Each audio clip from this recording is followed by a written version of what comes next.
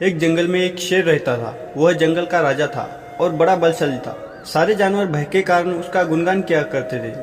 उसी जंगल में एक बुद्धिमान बंदर रहता था। वो शेर से डरता नहीं था और व्यर्थ में उसका गुणगान नहीं किया करता था। शेर को यह बात बुरी लगती थी। एक बार उसने बंदर को बुलाया और कहा, जंगल के सारे जानवर मेरी प्रशंसा करते हैं और तुम मेरी प्रशंसा नहीं करते, ऐसा क्यों? बंदर ने पूछा, मैं किस बात पर आपकी प्रशंसा करूं? शेर ने जवाब दिया, मैं बलशाली हूँ, जंगल के सारे जानवर मुझसे डरते हैं। तो बंदर बोला, वनराज, मैं बल को नहीं बुद्धि को श्रेष्ठ मानता हूँ, इसलिए मात्र बल के कारण मैं आपका गुणगान नहीं करूंगा। यह बात शेर को बुरी लगी और दोनों में विवाद हो गया। विवाद का विषय था बुद्धि श्रेष्ठ है या बल। शेर की दृष्टि में बल श्रेष्ठ था, किंतु बंदर की दृष्टि में बुद्धि। दोनों के अपने अपने तर्क थे। अपने तर्क देकर वे एक दूसरे के सामने स्वयं को सही सिद्ध करने में लग गए। एक दिन शेर जंगल में शिकार कर अपनी गुफा की ओर लौट रहा था।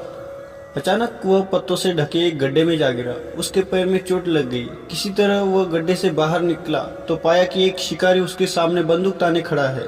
शेर घायल था। ऐसी अवस्था में वह शिकारी का सामना करने में असमर्थ था। तभी अचानक कहीं से शिकारी पर पत्थर बरसने लगे। शिकारी हड़बड़ा गया। वह दर्द से तिलमिला उठा और अपने प्राण बचाने वहां से भागा कि सामने एक पेड़ पर बैठे बंदर की आवाज उसे सुनाई दी, इतने बलवान होते हुए भी आपकी जान पर बनाई। बंदर को देखकर शेर ने पूछा, तुम यहाँ कैसे?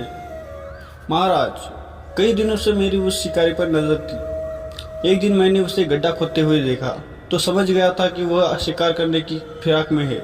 इसलिए मैंने थोड़ी बुद्धि लड़ाई और ढेर सारे पत्थर इस पेड़ पे एकत्रित कर लिए ताकि आवश्यकता पड़ने पर इनका प्रयोग शिकारी के विरुद्ध कर सकूं।